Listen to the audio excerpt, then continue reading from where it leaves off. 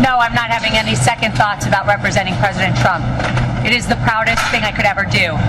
What I am having second thoughts about is the license that I stand here with that the people in there are supposed to have.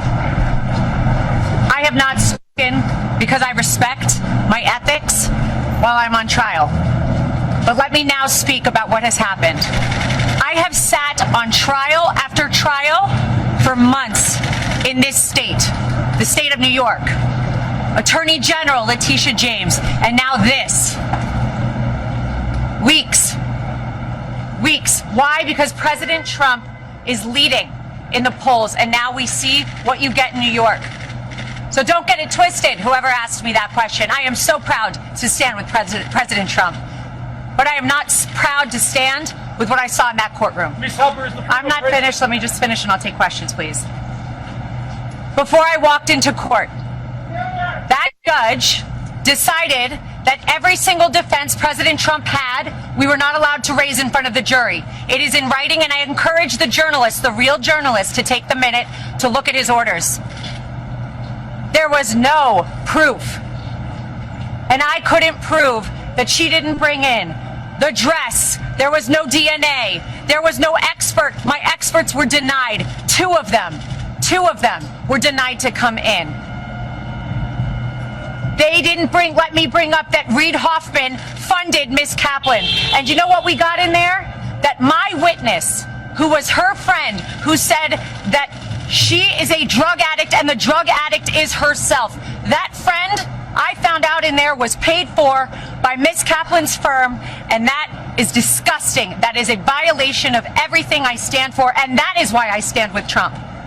And that is why so many Americans are so proud that he is running again and so excited to run to the ballot box. But don't get it twisted. We are seeing a violation of our justice system. Ladies and gentlemen, you are not allowed to be stripped of every defense that you have. You are not allowed to be told that you can't bring it up. And imagine a point where a judge tells the lawyer, before your client, the former president of the United States, the leading candidate and obvious nominee for the Republican Party, before he takes the stand to defend himself, Ms. Haba, tell me the questions you're going to ask in open court and tell me exactly what he's going to respond. And then edited my questions, edited the response he was allowed to give. And guess what my client did? He took the stand. He abided by the rules of this corrupt system that I have seen.